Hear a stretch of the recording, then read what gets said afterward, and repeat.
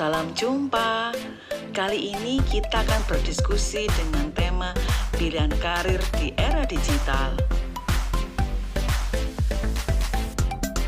Pertama-tama, yuk kita cari tahu definisi karir di era digital agar kita sama pemahamannya. Yang pertama, karir. Apa itu karir? Menurut KBBI ada dua definisi. Definisi yang pertama yaitu perkembangan dan kemajuan dalam kehidupan, pekerjaan, jabatan, dan sebagainya. Sedangkan definisi yang kedua, karir adalah pekerjaan yang memberikan harapan untuk maju. Berikutnya, mari kita cari tahu apa itu era digital. Era adalah kurun waktu atau masa. Digital berhubungan dengan angka-angka untuk sistem perhitungan tertentu atau berhubungan dengan penomoran. Era digital juga bisa dikaitkan dengan masa yang erat berkaitan dengan coding yang nantinya menjadi cikal bakal komputerisasi atau teknologi. Jadi sahabat, dari dua definisi tadi, kesimpulan awal kita mengenai pilihan karir yang tepat di era digital adalah pilihlah karir-karir yang mampu untuk beradaptasi atau menggunakan kemajuan teknologi atau komputerisasi agar karir yang telah kita pilih menjadi baik, lebih baik atau maju demi kehidupan. Nah, karir seperti apakah itu? Ada sebuah jurnal yang menarik yang berjudul The Future of the Employment. Jurnal ini dapat sahabat semua akses melalui internet. Ada banyak hal yang dibahas di sana, namun kali ini saya mau meng-highlight dua hal saja. Highlight yang pertama, dalam 1 atau 2 dekade yang akan datang, beberapa jenis pekerjaan berisiko tinggi akan tergantikan oleh teknologi. Highlight kedua, mereka merekomendasikan kelompok karir yang berisiko rendah untuk digantikan oleh teknologi. Kita akan membahasnya satu persatu. Dalam jurnal ini, Dr. Osborne dan Dr. Frey meranking 702 pekerjaan menurut klasifikasi Gaussian.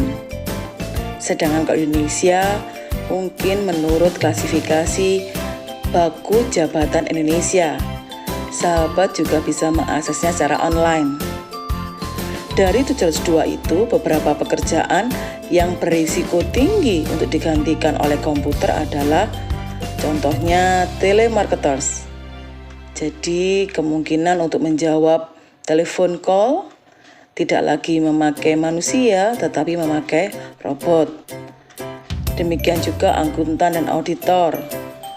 Cooks ini beda dengan chef sahabat, dan marketing spesialis.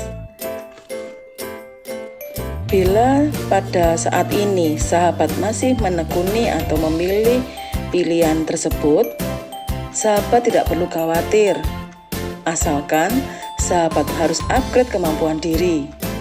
Bila sahabat sudah ahli di bidang akuntansi, kuatkan dengan masalah di komputerisasi atau bahasa. Bukankah sekarang banyak peluang dengan bahasa yang banyak dikuasai, maka klien sahabat bisa berasal dari banyak negara. Maka sahabat tetap bisa berkompetisi, walaupun sampai dekade-dekade yang akan datang. Salah satu contoh orang sukses karena menguasai bahasa adalah Jack Ma. Coba sahabat baca autobiografinya. Karena dia bisa bahasa Inggris, maka dia bisa mengartikan banyak hal dalam komputerisasi. Maka dia bisa berkembang, bahkan menjadi pengusaha paling sukses di Asia saat ini. Jadi sahabat harus selalu upgrade diri ya. Sahabat, kita sampai pada tahap yang kedua. Ini adalah tabel asli dari jurnal The Future of the Employment. Saya sudah menerjemahkannya semampu saya. Yuk kita bahas satu persatu. Pada intinya, tabel tersebut memberikan rekomendasi pilihan karir yang berisiko rendah digantikan komputer untuk beberapa dekade mendatang. Karir-karir tersebut adalah karir-karir yang mengandung 1. Kreativitas, 2. Kecerdasan sosial, dan yang 3. Persepsi dan manipulasi. Yang pertama, kreativitas. Pasti kita menyadari bahwa selamanya komputer tidak akan bisa menggantikan kreativitas manusia. Contoh profesi yang mengandung kreativitas, tentu industri kreatif, penulis buku, penyanyi, YouTuber, dan sebagainya. Guru ternyata juga profesi yang perlu kreativitas. Guru atau dosen akan mencari cara bagaimana para anak didiknya mengerti akan ilmu yang diajarkan. Ilmuwan juga perlu kreativitas. Penemuan obat-obatan baru atau mesin baru atau teknologi baru untuk kehidupan yang lebih baik di masa mendatang.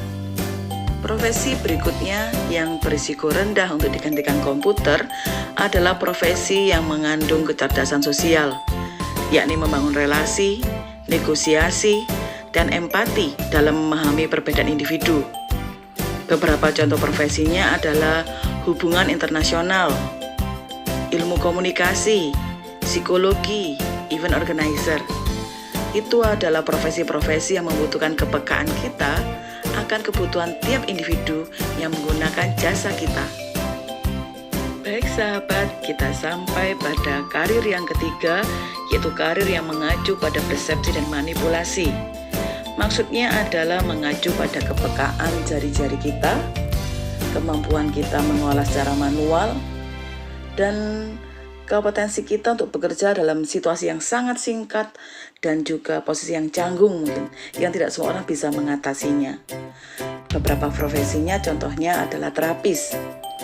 Mungkin kita memilih untuk menjadi terapis bicara, bagaimana mengajari orang untuk berbicara. Atau fisiologi, yaitu mungkin kita membantu orang untuk kembali berjalan setelah mungkin mengalami kecelakaan.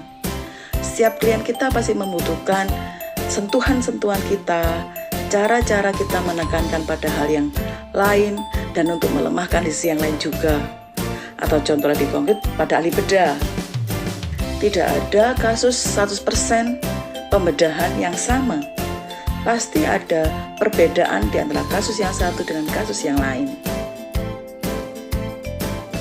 Baik sahabat, itulah highlight yang kedua, yaitu 3 kelompok profesi yang berisiko rendah digantikan komputer sampai beberapa dekade yang mendatang.